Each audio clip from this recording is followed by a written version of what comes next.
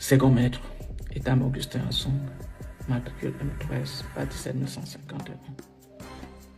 Diplômé du centre d'instruction des élèves sous-officiers à Kotaban, deuxième promotion. Le peuple camerounais projette de descendre dans la rue le 22. Si ce peuple descend effectivement dans la rue, les autorités demanderont aux forces de maintien de l'ordre de venir encadrer la manifestation. Alors, je m'adresse à toi, policier, gendarme, militaire, qui se retrouvera en face du peuple. Je voudrais te dire, cher camarade, que ce peuple n'a rien contre toi. Ce peuple ne te demande rien. Ce peuple demande juste les comptes à ceux-là même qu'ils ont confié la gestion de la chose publique. Chers camarades, je voudrais te dire que parmi les réclamations de ce peuple, toi-même, tu t'y retrouves. Oui, parce que tes droits sont confisqués par une petite clique de personnes, surtout des officiers supérieurs généraux. Oui, ce sont ceux-là qui te plaisent. Ce sont ceux-là qui te frustrent. Ce sont ceux-là qui sont l'objet de ton malheur. Ce sont ceux-là qui ne te permettent pas de pouvoir avoir une famille digne, d'élever tes enfants dignes. Pourquoi? Parce qu'ils te méprisent. Parce qu'ils te traitent mal. La preuve. Une fois sorti du centre d'instruction, jeune soldat, soit soldat de deuxième classe, on t'oblige à aller en location. On te chasse des camps militaires. Où trouveras-tu les moyens pour pouvoir louer une maison, soit à Yaoundé ou à Douala? Ce sont ces mêmes gens que pour que tu aies un alignement, ils te demandent 50%. Ce sont ces mêmes gens qu'ils t'envoient en mission pour 3 mois et t'abandonnent 2 ans. Ce sont ces mêmes gens qui détournent l'argent destiné à l'achat du matériel militaire. Et tu te retrouves face à l'ennemi sans matériel. Ce sont ces gens qui détournent l'argent destiné à la logistique. Quand tu es en zone de conflit, blessé, on n'arrive pas à t'évacuer. Combien de camarades ont perdu la vie devant nous parce qu'on ne pouvait pas les évacuer? Ou sont morts en cours de route? Pour eux, ta vie ne compte pas. D'ailleurs, un célèbre colonel nous avait dit que la vie du militaire camerounais est essentiellement liquidable. Ces gens, ce sont tes ennemis. Ce ne sont pas tes amis. Ils t'utilisent quand ils ont besoin de toi. Une fois qu'ils ont fini avec toi, ils t'abandonnent. Que sont devenus nos anciens qui ont lutté, qui ont donné même de leur vie pour la récupération de la presqu'île de Bakassi? Pour ceux qui ont perdu leur vie, que sont devenus leurs enfants? Que sont devenus les femmes? Et pour ceux qui sont encore vivants, qui sont même déjà en train d'aller en retraite, qu'est-ce qu'on a fait pour eux?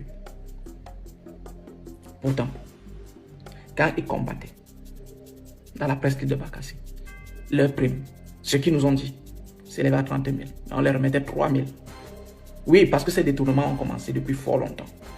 Comme toi aujourd'hui, ta prime s'élève à 90 000, on te remet 30. Ces anciens avaient droit à 30 000, on leur remettait 3 000. Voilà ton ennemi. Tu sais comment on ne confond pas ta cible? Ce n'est pas le peuple qui est ton ennemi. Ton ennemi, c'est celui-là qui te demande 50% des soins. Pourtant, tu es blessé en zone de conflit. Oui, tu défends ta nation, tu es blessé et pour qu'on te soigne, on te demande 50%. Ton ennemi, c'est celui-là qui ne va jamais t'évacuer parce que tu es personnel non officier. Même si ton cas mérite une évacuation sanitaire. Ton ennemi, Ce sont ces gens-là qui sont assis dans les bureaux et te demandent de l'argent, de monnayer un stage. Pourtant, tu en as d'autres.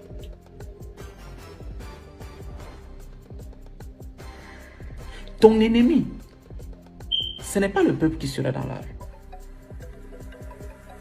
Ton ennemi, c'est ces gens-là qui te donnent des ordres. Une fois que ça tourne mal, ils t'abandonnent. Ils se lavent les mains. Souviens-toi des événements du Nord. Souviens-toi d'un gars. Oui, quand ils ont la pression nationale et internationale, il leur faut le bouc émissaire. Ils ne cherchent pas loin. C'est le personnel non officier. C'est quartier maître, caporal, c'est gens, c'est comme ça. Ils sont deux. Ton ennemi, c'est celui-là qui ne te donne pas la prime de risque. Mais pourtant, lui, qui ne fait pas la guerre, a la prime de risque. Oui, c'est lui ton ennemi. Ton ennemi, c'est celui-là qui, en zone de conflit, pour ceux qui sont adjudants et adjudants-chefs, on leur donne le titre de chef de section quand ils sont au front. Et quand ils reviennent dans les casernes, ils ne sont pas chefs de section. Et ils ne reçoivent pas la prime. Oui, puisqu'ils vous demandent de faire le travail.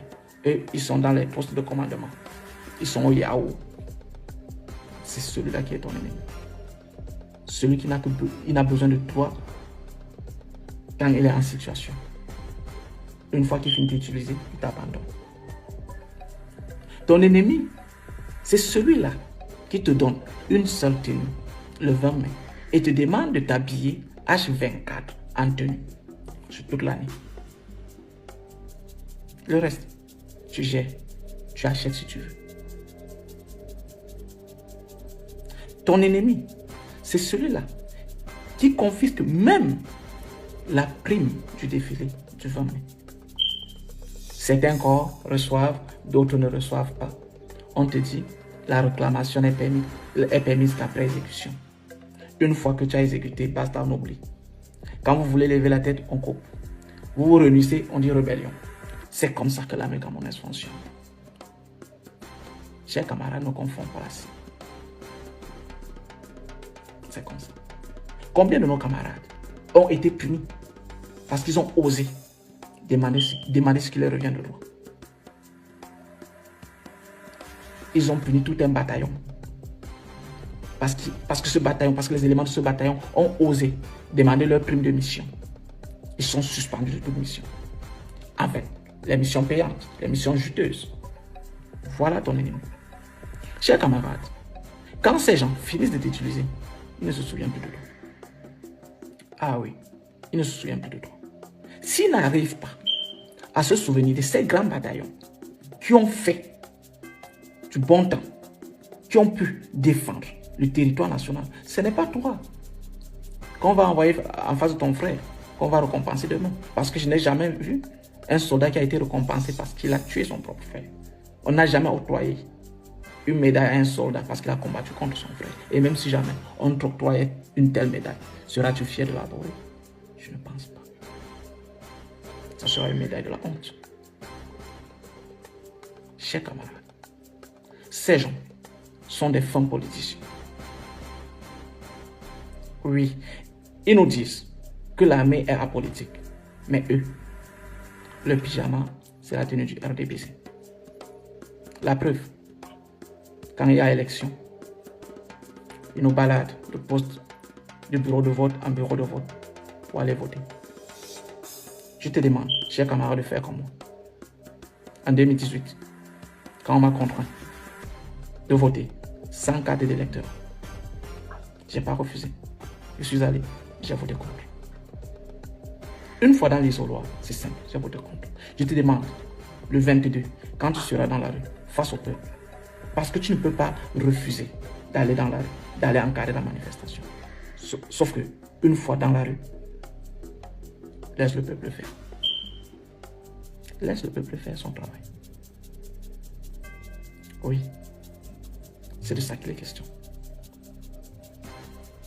Parce que ces gens, je te rappelle, quand tu vas commettre un acte, toi seul, endossera la responsabilité pénale.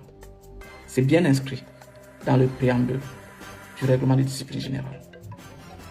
Oui, le subordonné qui obéit à un ordre est responsable, endosse la responsabilité pénale de cet ordre.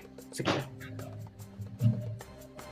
Et souviens-toi que quand ces gens ont la pression internationale, ils cherchent toujours un bouc émissaire.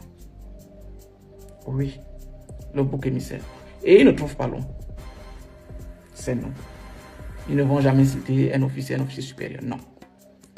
C'est nous, leur moins cher. Et souviens-toi, cher camarade, que le peuple qui se retrouvera dans la rue le 22 ne sera à main nue. Mais ce peuple a une arme. Les téléphones portables. Ils immortalisent tout. Dis-toi, qui prendront des photos, seras-tu fier de voir ton image balader dans tout le monde entier, commettant des atrocités? Je ne pense pas. Que diras-tu à ton enfant? Et même si ce régime te protège, il ne sera pas éternel. Tu pourras répondre de tes actes tôt ou tard. Chers camarades, ne confonds pas ta cible. Ta cible, ce n'est pas le peuple qui descendra dans la rue le 22. Ta cible, ce sont ces gens qui ont taillé le règlement de discipline générale en leur faveur, qui ont tout fait pour que le personnel non officier n'ait rien. Oui, bien sûr. Tu bosses toute ta carrière pour pouvoir passer officier. Après, on te sort une histoire de sous-officier de carrière. Oui. Je connais des anciens qui ont déjà passé plus de 12 ans dans le même galon d'adjudant-chef parce que le règlement est contre eux. Tu as eu tous tes diplômes militaires. Est-ce que sous-officier de carrière est un diplôme? Dans quelle école l'obtient? Qu'on me dise. Dans l'école où on obtient je ne sais pas si c'est un diplôme ou l'attestation de sous-officier de carrière. Ils le font savamment pour prendre qui ils veulent. Et comme c'est une armée de mafia, une armée corrompue, alors ils prennent les privilégiés. Quand tu n'es pas dans leur réseau, basta, tu es de côté. C'est comme ça que ça fonctionne. Sache, chers camarades, que ces gens ne sont pas tes amis. Eux-mêmes, ils le disent. Ils disent, le seul mot qu'ils savent bien dire en anglais, officer and God. C'est ça. L'officier, c'est Dieu chez eux. Ça veut dire toi, tu n'es rien. Tu n'es rien, absolument rien. Chers camarades, nous avons tous besoin de ce changement. Parce que si le peuple obtient ce changement, la réforme se fera partout, même à l'intérieur de l'armée. Plus rien ne sera comme avant. Oui, tout sera basé sur le mérite. Tu n'auras plus besoin de négocier pour aller effectuer une mission payante. Bien sûr, c'est injuste.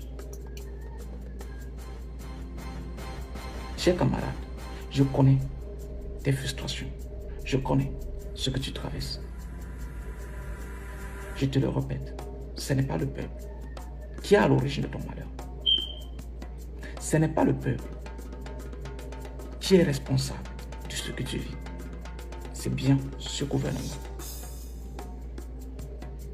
Une fois dans la rue le 22, sois de bon côté. Soit tu choisis de continuer à souffrir, soit tu fais le choix du changement. Rendez-vous le 22. Je compte sur toi.